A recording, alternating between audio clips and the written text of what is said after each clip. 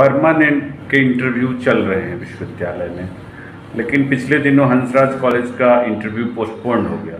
उससे थोड़ी निराशा भी हुई लोगों में कि लगता है कि इंटरव्यू रुक जाएंगे। इसको लेकर के आप क्या कहें? देखिए, मेरा मानना तो ये है कि हम तो डूटा के रेजोल्यूशन के साथ हैं। हमने डूटा में बार बार इस बात को रिट्रेट किया कि हम एब्जॉर्प्शन, देखिए परमानेंट अपॉइंटमेंट अगर मान लीजिए इंटरव्यू के माध्यम से, तो बहुत लंबा प्रोसेस भी है और उसके अंदर जो खतरे उसके हमेशा इनहेरेंट रहते हैं, वो रहते हैं।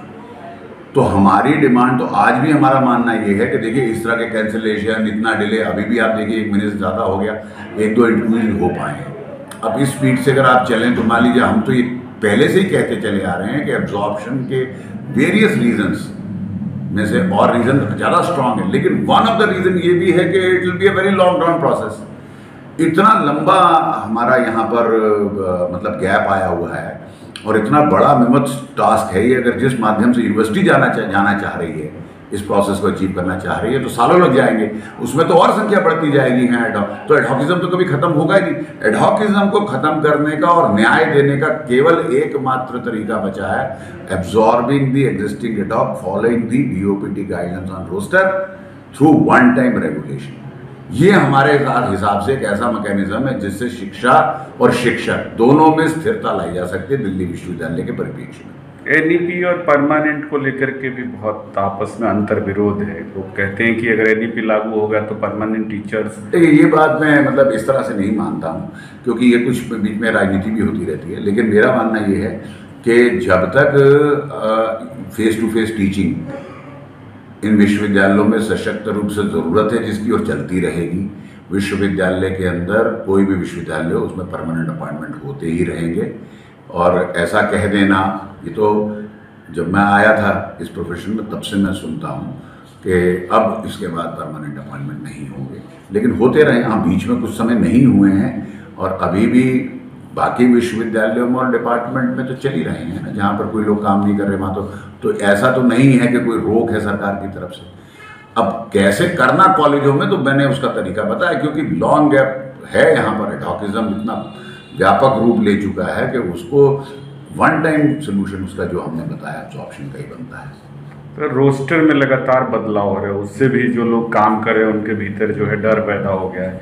इसको कैसे सॉल्व करें? ये तो मैंने पहले भी इसके बारे में 1-2 बार चर्चा करी है। रोस्टर की गलतियां जो हैं वो ज़्यादातर प्रशासनिक कारणों से हैं, क्योंकि जब लोग लगे हैं तो उस समय पे तो रोस्टर की समस्या नहीं थी।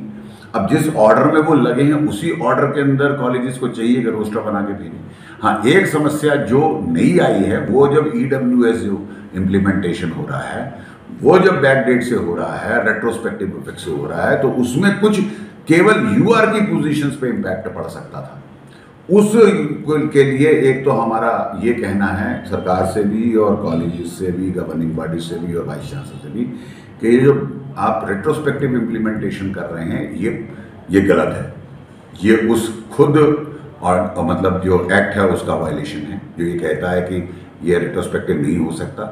साथ ही साथ में UGC के पास में और विश्वविद्यालय के सामने हम इस बात को बार बार कह रहे हैं कि EWS एक्सपेंशन सीट्स हमें इमीडिएटली रिलीज होना चाहिए, ताकि इन कारणों से, रोस्टर की EWS वाली समस्या के कारण से जो भी प्रॉब्लम्स एडहॉक टीचर्स को फेस हो रही है, स्पेशली जो हमारे पुराने समय से साथी काम कर रहे हैं, उनको इस समस्या का कोई समाधान मिल जाए।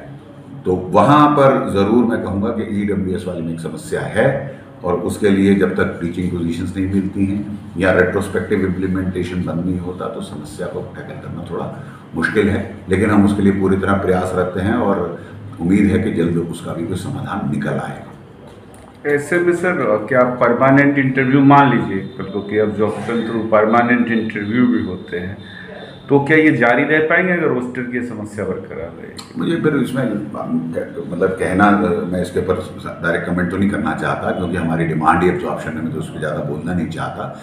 लेकिन आप खुद ही समझ सकते हैं कि जो लोगों की पोजीशंस इस कारण से जाएगी, वो हाथ पे हाथ रख के तो नहीं बैठे रहेंगे। कुछ लोग कोर्टों में जा सकते हैं, कुछ इसमें लिटिगेशन में जा सकते हैं, तो समस्याएँ तो बढ़ेंगी। तो विश्वविद्यालय प्रशासन को इसीलिए हम बार बार कह रहे हैं कि इन समस्याओं के निदान पाने का यही तरीका है, EWS की और सीटें लाइए सरकार से।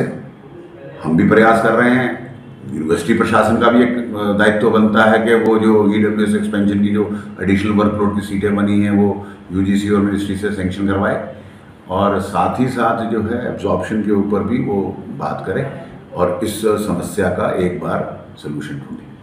जो पद सर एडवर्टाइज हो चुके हैं तो उनमें किस तरीके से बदलाव होंगे अगर आ भी जाती हैं सेकंड ट्रांस की सीटें? नहीं, वो तो ऐसा होता है कि देखिए, जब आप आएंगी सीटें, बहुत सारे लोग जो हैं यहाँ पर 16-18 तक क्लासेस लगा रहे हैं, कुछ गेस्ट टीचर आप ज़बरदस्ती अपॉइंट करने पड़ रहे हैं, इस कारण से 20% एडिशनल जैसे कर सकते हैं, तो वो सारे के सारे कोरिएंडम लाइन, जैसी एडिशनल पोस्टें मिलती हैं उनको एडजस्ट करें और कोरिएंडम के माध्यम से कर सकते हैं, उसकी कोई समस्या नहीं है। एक बार वो चीज़ें आएंगी तो होंगी, परंतु मैंने जैसे कहा कि अभी तो ये ऐसी स्टेज पे है जहाँ पर हर तरह के हर्डल्स इस प्रोसेस में हमें तो नज़र आते हैं। जी, तो आप इस हर्डल को दूर करने के लिए क्या कहें? मेरे पास तो एक ही जवाब है इसका, एब्जॉर्प्शन। जी, one time regulation, observing DOPT, that is the only way, this is what I can think of as on today.